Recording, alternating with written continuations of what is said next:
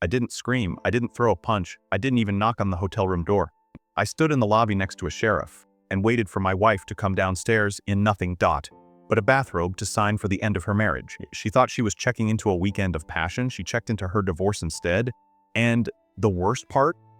The affair had been going on for 2 years with her boss. The same man I used to ask for marriage advice. If you've ever been betrayed, disrespected, or made to feel like you weren't enough, hit like, subscribe, and stay with me because this story isn't just about cheating, it's about self-respect, revenge served cold, and what happens when someone underestimates the quiet one. I'm 43 years old, 16 years married, 2 kids, a 14-year-old daughter and a 9-year-old son. For most of my adult life, I thought I had it figured out.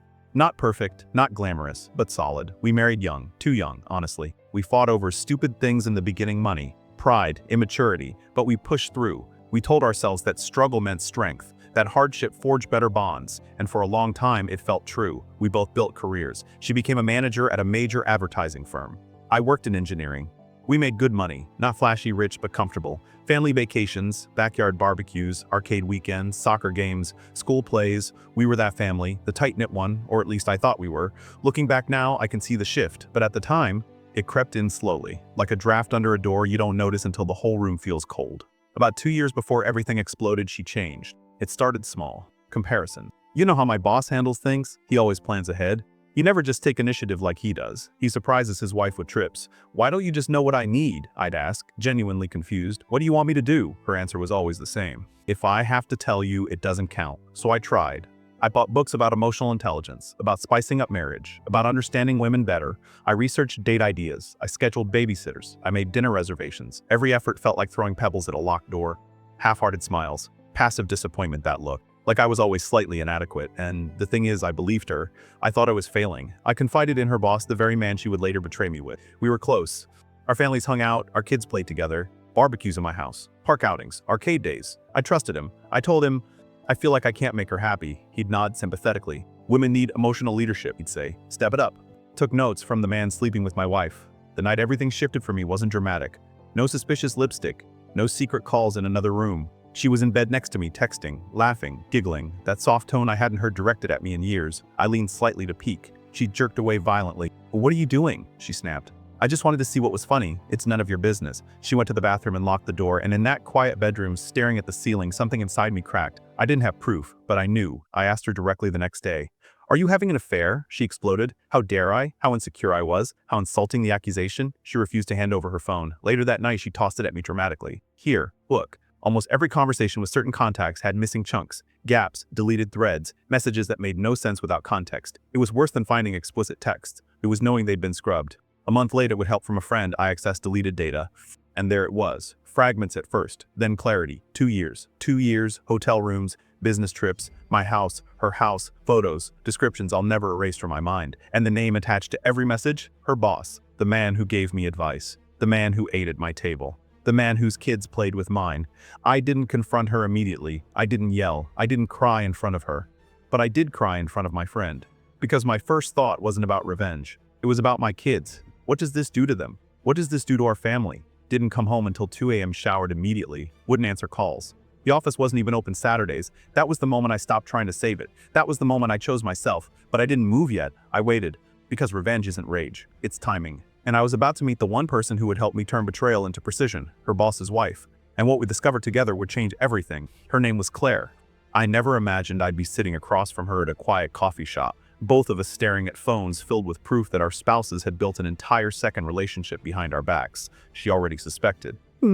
I could see it in her eyes, that exhausted, hollow look of someone who's been gaslit for months. When I showed her the messages, she didn't cry. She just nodded slowly. "I knew it," she whispered.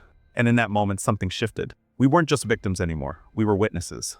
And witnesses don't panic. They document. We didn't rush. We didn't confront. We planned. Claire had access to things I didn't: shared financial accounts, travel receipts, corporate calendar details. I had technical skills and access to deleted digital backups. Within weeks, we had a timeline. 2 years of hotel stays billed as conference lodging, private dinners listed as client meetings, gift receipts, jewelry, spa bookings, money pulled from joint accounts, thousands of dollars. But the affair wasn't just personal, it was professional. He had promoted her twice during the affair. HAR violation, conflict of interest policies, ethics clauses. This wasn't just betrayal. This was career suicide waiting to happen. And they had no idea we were quietly building a case. Then came the business retreat. 3 days, out of town, mandatory executive planning.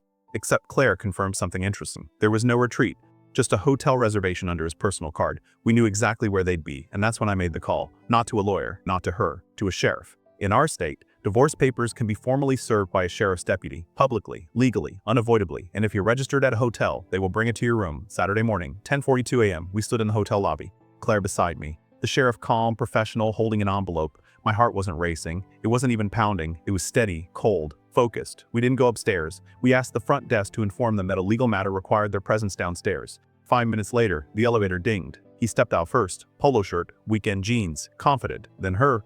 My wife, hair messy, bathrobe tied tight, no makeup. She saw me, and everything drained from her face. I've replayed that moment in my mind 100 times. Shock, fear, realization. The sheriff stepped forward. "Ma'am, you've been served." She didn't scream. She didn't deny. She didn't even look at him. She looked at me. "Please," she whispered.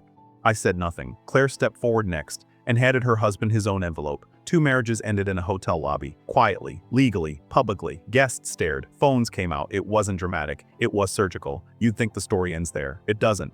Because actions have consequences. Claire reported everything to his company's HAR department with documentation, the promotions, the misuse of funds, the ethics violations. Within a month, he was terminated, severance revoked due to misconduct. His professional reputation collapsed overnight.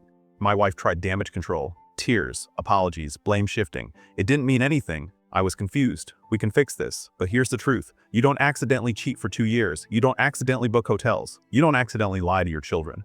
I stayed calm through the divorce, documented everything, protected my assets, protected my kids, and when custody was finalized, I got 50-50, bedtime stories. Judges notice patterns. People think revenge is yelling, or humiliation, or destruction. It isn't. Revenge is consequences. Revenge is exposure. Revenge is letting someone experience the results of their own choices without interference. She lost the marriage. He lost his career. I kept my integrity. My kids still run to me when I walk in the door, and here's the part nobody expects. A year later, she asked if we could try again. I didn't laugh. I didn't yell. I just said one sentence. "You were willing to lose me when you thought I didn't know. I'm not willing to take you back now that you do." And that was it. Closure doesn't always come with fireworks. Sometimes it comes with peace. If you made it this far, here's what I want you to remember. When someone betrays you, you have 2 options: react or respond. One is emotional, the other is strategic, and strategy changes outcomes. If this story hit you, if you've ever been underestimated, if you've ever chosen silence over chaos, hit like, subscribe, and tell me in the comments, would you have confronted them immediately or waited like I did? Because sometimes the quiet ones plan the loudest endings.